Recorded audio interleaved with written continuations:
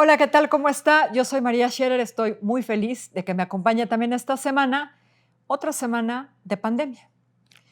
Y nada está normal, pero parece que todo lo está. Seguro usted, como yo, ve tráfico en las calles, los restaurantes están no al 30%, no al 60%, están a reventar.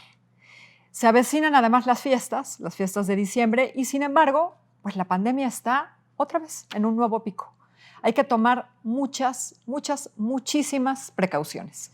Y para hablar de esto, hoy están aquí María de los Ángeles Estrada. Ella es directora de la Iniciativa de Transparencia y Anticorrupción de la Escuela de Gobierno del TEC de Monterrey. Ángeles. Hola, ¿qué tal? Qué gusto. Gracias por la invitación. Y también Lulú Mota, ella es experta en salud pública. Lulú, qué gusto. Qué gusto estar contigo otra vez, María. Gracias a las dos. Ángeles, no sé cuál sea tu impresión de lo que ha venido ocurriendo estas últimas semanas, ¿no? Pero en la ciudad y en las grandes ciudades del país, ¿no? Como yo decía, pues lo que se siente es fuera del cubrebocas, ¿no? Porque el cubrebocas es la distinción de la pandemia, digamos, el distintivo. Pero fuera de eso, todo está absolutamente normal. El tráfico, ¿no? Quizá 10% más abajo de lo habitual, ¿no? Pero prácticamente en todos los aspectos de la vida, como que se siente normalidad y no hay normalidad, Ángeles. Ya ni el intento estamos haciendo, ¿no? Sí, seguramente todos los que estamos aquí lo hemos sentido, que salimos y entonces pensamos que solamente en tu casa hay pandemia, ¿no? Solamente en tu calle o en tu colonia hay pandemia, y a veces ni en tu colonia. Yo vivo en Coyoacán, Lulú también vive en Coyoacán, y Coyoacán está a reventar los fines de semana, ¿no? Entonces, y a veces no es nada más el que haya un montón de gente, es que hay un montón de gente sin cubrebocas, adicionalmente. Entonces, los lugares llenos, no al 30%, adentro la gente, obviamente, cuando come se tiene que quitar el cubrebocas. En fin, hay como una normalidad que ya nos está pegando la realidad ahora sí, porque entonces otra vez está creciendo el número de contagios, el número de muertos. Estamos otra vez viendo que estamos llegando a los topes de los hospitales, de camas, de respiradores, que otra vez volvemos a tener escasez de un montón de bienes y nada, la realidad nos va a alcanzar, ¿no? Lulú, pues como en mayo, ¿no? Digo, como decía Ángeles, la diferencia es que ahora creo que cada vez nos quitamos con más confianza el cubrebocas, pero además hay estos dos elementos que vienen que lo van a complicar absolutamente todo, ¿no? Y no es una especulación, es un hecho. Viene el invierno, con las complicaciones que nos vas a explicar, y vienen las fiestas. Y si no dejamos de ver a la mamá el 10 de mayo y al papá en junio, quiero ver lo que va a pasar en las fiestas, ¿no? Cómo no reunirse con la familia o con los amigos en Navidad y en Año Nuevo. Sí, bueno, y además estamos en temporada de influenza. Ya se ha hablado de la sindemia, es decir, que ya tenemos casos de personas que tienen al mismo tiempo COVID e influenza. Además, pues parece que no hay suficientes vacunas, aunque se está invitando a la gente a la que se vacune. O sea, tenemos reportes de que llegan a los centros de salud o los lugares donde se pueden vacunar y que les dicen que no hay, o que están liberando un cierto número cada día. Y se encuentra más fácil, perdón, Lulú, en centros de salud pública. En los centros privados de salud es una odisea. Sí, porque normalmente lo que se hacía era que se liberaba la vacuna para el sector público al mismo tiempo que la del sector privado. ¿Cuál es la diferencia? La diferencia es que la vacuna del sector privado es tetravalente, es decir, te protege contra 4 serotipos de la influenza, pero este año, la otra, digamos, sí te protege, o sea, solo hay una ligera diferencia, pero pues no se ha liberado la del sector privado, está empezando a liberarse. Entonces, hay muchos médicos que normalmente en esta época ya estaban, pues tenían que empezar a vacunar desde octubre, pues todavía no la tienen disponible para quienes se atienden efectivamente en el sector privado.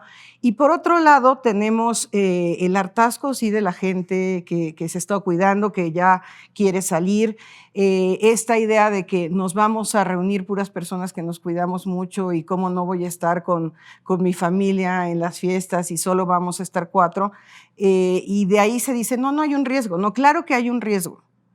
Claro que hay un riesgo, por más que todos nos estemos cuidando y que estemos utilizando el cubrebocas y que sigamos todas las medidas que nos han señalado, pues la verdad es que esa pequeña reunión puede generar que se siga transmitiendo el virus.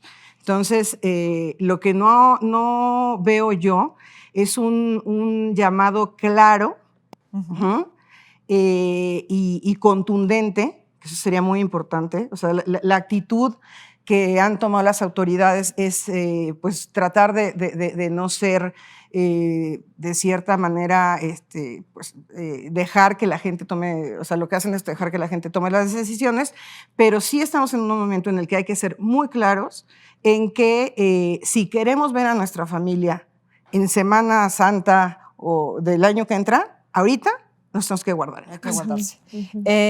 Ángeles, mencionabas en tu participación anterior la saturación, ¿no? La no saturación de los hospitales, que tiene muchas explicaciones, ¿no? Entre muchísimas otras que a mucha gente le da miedo ir al hospital por lo que sabe que ocurre una vez que estás en el hospital y te intuban, ¿no? Y el riesgo gigantesco y casi la sentencia de muerte que eso implica. Entonces la gente no va a los hospitales por muchas razones y este ha sido un argumento importante, ¿no? Yo diría casi central en la narrativa del gobierno de por qué dicen ellos que están domando la pandemia, ¿no? Claro. Así que me parece que presumiblemente estamos como volviendo así al punto del que parte el círculo, ¿no? Otra vez a esa narrativa porque nos van a decir que estamos muy bien porque los hospitales, no están en el mejor de los casos, no van a estar saturados. Sí, el problema es como tú dices, ¿no? El número de muertes que existe fuera de los hospitales, que no estoy tan segura que se haya hecho una buena contabilización de ellos, adicionalmente a la gente que está enferma de otras cosas y que no ha podido obtener un espacio en algún hospital público y que fallece por esas enfermedades que estaban perfectamente tratadas dentro de los hospitales antes de la pandemia. Entonces, si el elemento, el criterio para determinar si estamos domando la pandemia va a ser ese, pues ya perdimos, porque al final del día los números que maneja el gobierno, pues los maneja casi a discreción. Entonces, perfectamente pueden determinar, ellos dicen que no hay saturación y nosotros conocemos gente que dice, bueno, es que el hospital no hay hospital, no hay cama, no hay dónde acudir si me siento mal. Entonces, siempre está como esa contradicción entre, no es que nos están diciendo que no está saturado, pero la gente en Twitter y en Facebook dice no hay lugar. Y yo insisto, y en esto quiero ser también muy clara, como dice Lulú, las campañas de prevención necesitamos, o sea, no ha habido una sola campaña más que la de la Susana Distancia, que al final del día fue una campaña que duró no me acuerdo cuántas semanas, pero no ha habido una campaña de uso de cubrebocas, de uso de caretas, de protección en lugares públicos. No ha habido tampoco con esta idea de que tenemos que proteger los derechos humanos y entonces no le podemos exigir a la gente que se ponga cubrebocas y que no vaya a los lugares públicos o que si va se tiene que poner el cubrebocas, pues eso ha dado lugar a esta serie de complicaciones que al final del día nos van a llevar nuevamente a regresarnos a casa, o peor, que tenga que salir la policía, los militares, la Guardia Nacional a las calles para meternos a las casas. Y entonces sí vamos a estar en un serio problema de derechos humanos, ¿no? Esto se pudo haber evitado si lo hubiéramos hecho desde el principio. Si desde el principio de la pandemia hubiéramos tenido reglas claras, muy estrictas, para salir de casa, para acudir a los lugares. Ahorita todavía sería una gran oportunidad en la Ciudad de México poder establecer reglas para los lugares públicos, pero se establecen y nadie las cumple, pero nadie las hace cumplir. Nadie se enoja, nadie va y le cierra el lugar a nadie. Entonces, claro, estamos en la jungla absoluta como a criterio de lo que nosotros creamos y lo que nosotros creemos es que ya queremos salir. Entonces, es el hartazgo, entre el hartazgo, la ineficiencia gubernamental, la poca disponibilidad de las autoridades federales para dar reglas claras, estamos... Y la necesidad. Claro. Lulú, también es presumible que en los meses que vienen de pandemia no haya coordinación del gobierno federal con los gobiernos de los estados, pues porque nunca la ha habido, ¿no? En Estados Unidos el doctor Fauci ha dicho recientemente lo que se necesita aquí ya, basta de estrategias por estado, ¿no? Se necesita unificar la estrategia en todo el territorio nacional. Me parece que aquí debería estar pasando lo mismo, pero presumiblemente eso no va a ocurrir. Y tú también decías en tu intervención anterior, hablabas del mensaje, ¿no? Es muy posible que ni siquiera escuchemos este mensaje uniforme, ¿no? De las autoridades de distintos niveles que nos tendrían que estar diciendo efectivamente que estamos en una situación de muy alto riesgo, independientemente del semáforo, porque el semáforo ya es una absoluta pachanga. Sí, bueno, el tema es que parecería que las decisiones, bueno, primero, o sea, sí hemos visto una descoordinación total que no es lo que debería de prevalecer. Hay muchos estados y ya en alguna ocasión lo hemos platicado, que tuvieron que tomar medidas de manera unilateral ante la situación que se estaba presentando en sus territorios. Pero lo cierto es que estamos, porque así se declaró, en una situación de acción extraordinaria en materia de salubridad general, lo que nos permitiría tomar ciertas medidas mucho más estrictas, como el hecho de hacer, y ya lo decía Ángeles, uso de la fuerza pública para imponer ciertas medidas a favor de la salud pública. A ver, Lulú, pero también yo tengo una duda, ¿no? Que les planteo a las dos. En los estados donde sí se tomaron medidas más restrictivas, pues tampoco hay una gran diferencia con respecto del control de la pandemia, ¿no? Pienso en Jalisco, ¿no? Por mencionarte uno.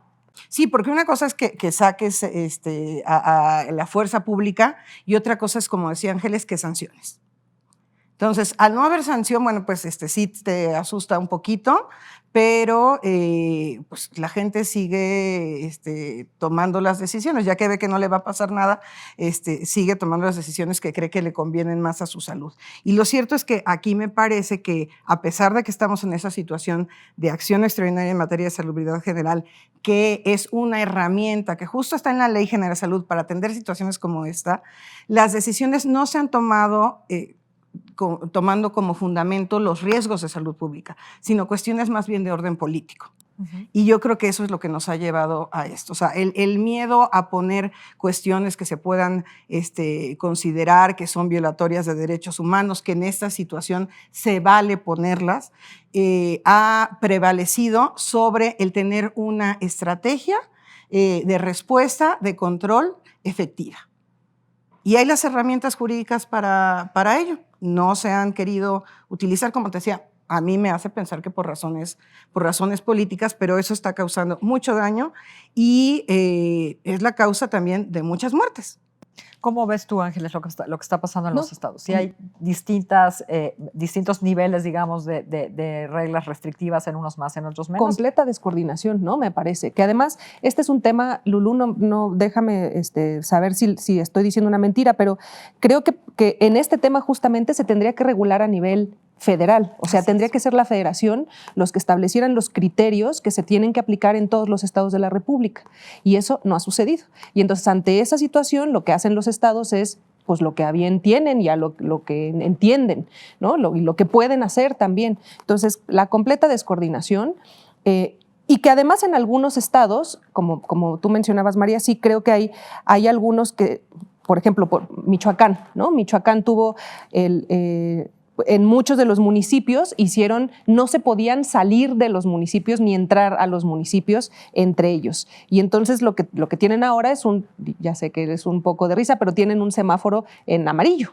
Entonces, el número de contagios ha disminuido mucho, parece que ahorita está incrementándose, pero no con la velocidad con la que se incrementa aquí o en otros estados. Entonces, probablemente sí podríamos voltear a ver los ejemplos que ha habido en algunos otros estados en donde tuvieron la determinación de cerrar sus fronteras entre municipios y decir nadie entra y nadie sale, aún a pesar de las quejas de los ciudadanos y las propias autoridades que no podían o entrar o salir.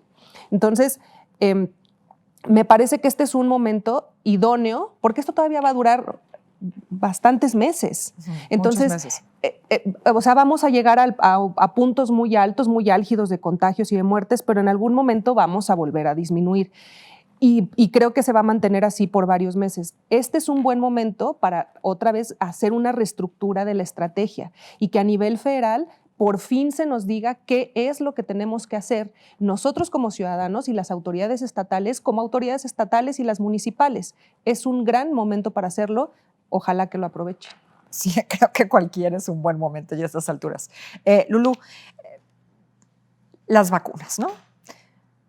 Creo que hay demasiado optimismo alrededor de las vacunas, ¿no? El anuncio de estas pruebas, ¿no? Con un altísimo porcentaje de éxito en las pruebas, etcétera, pues ha alentado mucho el optimismo, pero hay que decir y repetir que, como decía Ángeles, para que las vacunas lleguen a donde tienen que llegar, faltan muchísimos meses, muchísimo tiempo. Entonces, yo no es que yo quiera desalentar el optimismo, ¿no? Pero no estamos en ese momento de decir ya la hicimos, porque de que llegue, de que salga en definitiva, de que llegue a México y de que llegue, ahorita lo hablamos eso más con calma, Ángeles, de que llegue hasta el último municipio de este país, falta muchísimo.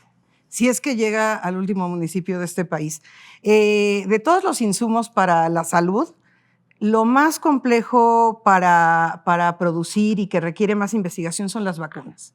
O sea, las vacunas que al mismo tiempo son la intervención de salud más efectiva que hay. Y vaya que lo hicieron en tiempo sí, récord. Sí, porque ahora ya tenemos afortunadamente pues biotecnología, ingeniería biomédica que permite que, digamos, los tiempos se reduzcan en la parte de la investigación. Pero de ahí a que haya un acceso, y me refiero en el sentido más amplio, es decir, que se puedan distribuir a los países, que además las vacunas no van a alcanzar, ni aunque todas obtuvieran la autorización, no van a alcanzar para todos los seres que vivimos en este planeta. Entonces se va a tener que hacer un plan, se va a tener que buscar una forma de distribución. Ya se ha hablado de las cámaras de frío, que no son solo las cámaras de frío, ahí es donde las tienes almacenadas. Necesitas una red de frío para que pueda llegar hasta las personas que vas a vacunar. Entonces, ¿cuál es el cálculo, Lulú? ¿Cuántas personas se van a quedar sin vacunar? Habiendo las vacunas ya de todas las farmacéuticas. Pues mira, haciendo un cálculo así, más o menos de cuántas han anunciado que van a producir, yo creo que no van a alcanzar ni para la mitad. En el planeta. En el planeta. Entonces se va a tener que hacer un plan para determinar quiénes son las poblaciones de más riesgo y tratar ahí sí, a través de la vacuna, lograr la famosa inmunidad de rebaño, que con las vacunas es algo que sí se puede hacer sin, los vacunas sin poner más en riesgo. Los que ya se han sí, contagiado. los que vacunas con quienes ya están, aunque bueno, sigue el tema, por ahí yo conozco un caso ya de una persona en México que 3 veces infectado de COVID. Afortunadamente las 3 veces la ha librado, pero con eso sí puedes lograr una inmunidad de rebaño. Pero para eso faltan muchos meses. O sea, las noticias suelen ser muy alentadoras, que ya las vamos a tener en diciembre. A lo mejor en diciembre se tiene una vacuna aprobada, ojalá, pero de ahí a que estén llegando a México, algunas que se están desarrollando, en los mismos países donde se están desarrollando, es difícil que se tenga ya el acceso a las el acceso de las personas a la inmunización. Ángeles, visto cómo ha manejado el gobierno la distribución de otros medicamentos, ¿no? Pensando de hoy y los 2 años anteriores. Decía Lulú, en el caso de que la vacuna llegue al último municipio, ¿no? Hay una nueva empresa gubernamental que se supone que va a distribuir los medicamentos, supongo que va a ser la que va a distribuir esta vacuna. A partir de que llegue, ¿cómo prevés tú que va a ocurrir todo este proceso logístico? Yo lo resumiría en la palabra desastre. O sea, la forma en la que se ha decidido distribuir los medicamentos con esta administración, bueno, hemos visto que ha sido un completo desastre. deshicieron por completo el procedimiento de distribución que probablemente hubiera podido ser perfeccionado, sin duda, pero era un sistema de compras consolidadas que funcionaba, que por lo menos mantenía la distribución de los medicamentos más necesarios, específicamente los relacionados con cáncer y VIH, que los mantenía en los lugares en donde tenía que haber. Ahora no hay. Pero además, yo no Eran sé si... abusivamente caros, pero había. Claro, pero había. Ahora no solamente seguramente tienen hasta un precio más alto, sino que no hay. Al final del día, la empresa Birmex, que es la que se supone que va a hacer estas distribuciones, es una empresa que está estudiado por varias organizaciones de la sociedad civil que emite facturas falsas. Entonces, es una empresa que tendríamos que revisar la credibilidad y la honorabilidad de la empresa para determinar si, de entrada, le vamos a dejar que ellos hagan toda esta administración. Pero además, preguntarnos si sí puede llegar a donde tiene que llegar. Me queda claro que a las ciudades va a poder llegar. Y quién sabe, porque hay que ver, también esta es otra cosa que hay que plantearnos con mucho tiento cuando hablamos de las vacunas, es qué necesitan las vacunas. O sea, llega la vacuna y qué hay que hacer para que la vacuna siga funcionando. Con la de Pfizer no la tenemos contratada en México. Pero si la hubiéramos tenido contratada, simple y sencillamente no la íbamos a poder utilizar. Necesitamos una red de distribución que las mantenga a menos 70 grados. Bueno, no tenemos, no hay, nosotros no tenemos eso. Y creo que nadie en el mundo lo tiene, lo están haciendo. Pero imaginen que hubiéramos podido acceder a esa vacuna. Bueno, pues se nos van a echar a perder las vacunas. No tenemos cómo llevarlas con esos requisitos. Y hay que ver con cada una de las vacunas que sí tenemos contratadas, cuáles son los elementos técnicos que tenemos que considerar para mantenerlos dentro de los hospitales y luego distribuirlos. Y esto me lleva necesariamente a que, como no lo tenemos, vamos a tener un problema serio de corrupción. Vas a tener a un montón de gente moviéndose de sus estados para ir a la Ciudad de México, a Monterrey y a las ciudades donde seguramente va a haber una distribución medianamente decente para comprar hasta en mercado negro una vacuna. Entonces, y estas cosas no las podríamos prever, pero no estamos hablando de eso. Seguimos hablando de si López-Gatell dijo si se ponía o no el cubrebocas. Tendríamos ya que estar en la etapa de cómo vamos a distribuir las vacunas y no hemos llegado ahí. No sabemos a quién se lo van a poner primero. Y después de que se lo pongan a los médicos, que yo espero que sean ellos, ¿a quién se lo van a poner? ¿A la gente de 60 años y más? Y luego a los niños para que ya vayan a la escuela y puedan... O sea, ya tendríamos que tener eso. No lo tenemos, corrupción de inmediato es lo que se va a presentar. No tenemos ese plan, Lulú. No, no hay ese plan y efectivamente, o sea, se ha simplificado el tema de la distribución de medicamentos. O sea, se dice por ahí es que si las papitas pueden llegar a cualquier rincón del país, sí, nada más que hay muchos medicamentos, incluidas las vacunas, que requieren transportarse en condiciones muy, muy particulares para mantener su seguridad y en el caso de las vacunas su potencia, es decir, que sean efectivas para lo que las aplicas. Y efectivamente, Birmex no lo tiene. O sea, no hay condiciones de transportación y de almacenamiento. Y de almacenamiento, sí. Entonces, todo esto requiere de una planeación muy, muy estricta, con estudios reales de dónde va a ser más efectivo, o sea, qué grupos de edad o de riesgo son los que se van a vacunar. Y bueno, también está el tema presupuestal, porque en el presupuesto de egresos no está el presupuesto para las vacunas. Y por más que hay la buena voluntad de las empresas, y yo escuché el otro día que ya decían que sí ya habían firmado con Pfizer, por más que haya la buena voluntad de las vacunas, de las empresas de sacar las vacunas a un precio pues razonable, o sea, va a ser mucho dinero el que se va a requerir. ¿De dónde va a salir? Ahora, ¿qué anticipas? ¿Va a llegar al último municipio del país o no? La verdad es que yo lo veo muy, muy difícil. O sea, porque, como decíamos, además, o sea, el número de vacunas es limitado, Por eso es que no tenemos, por eso es que se tiene que hacer una planeación no solo con estas vacunas, con todas. O sea, hay algunas que no puedes pedir el año previo, las tienes que pedir con 2 años o 3 años de anticipación, porque el número que se puede producir es limitado, justamente por esa complejidad que decía yo que tiene en su investigación, en su producción. Pues tienes que planear. Es que sí es muy sorprendente, por ejemplo, ¿no? que un mensaje que sí reiterativamente me parece que dio López-Gatell fue: cuando llegue la influenza, esto se va a poner complicado. Cuando llegue la influenza, esto se va a complicar. Cuando llegue la influenza, llega la influenza y es un problema contra la vacuna de la influenza. Ángeles, de salida, y porque es tu tema. Pues llegó el general Cienfuegos. Hombre, qué bueno, ¿no? Que lo trajimos con bien y con salud.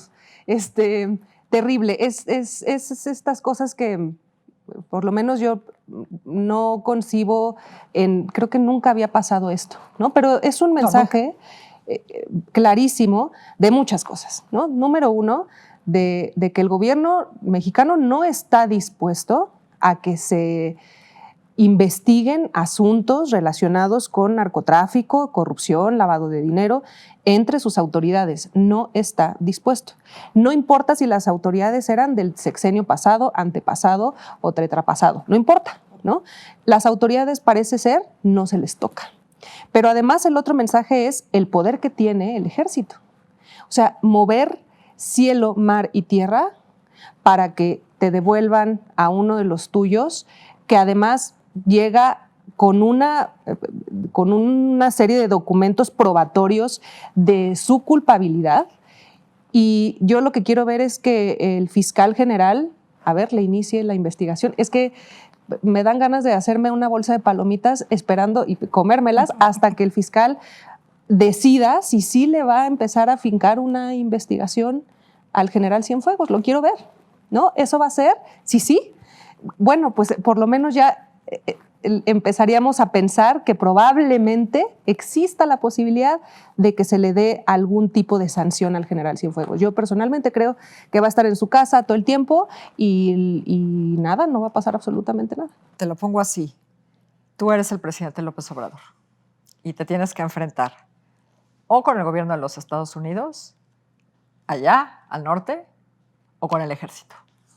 Sí, no, es digamos, estás entre la espada y la pared. Nada más hay que acordarnos que una gran parte del dinero que entra a México pues viene del comercio con Estados Unidos, que tenemos un serio problema de migración con Estados Unidos, que tenemos un serio problema de narcotráfico y de tráfico de armas con Estados Unidos. Entonces, yo haría también esa suma y adicionalmente pues el elemento sorpresa que es, y ya no va a estar Trump.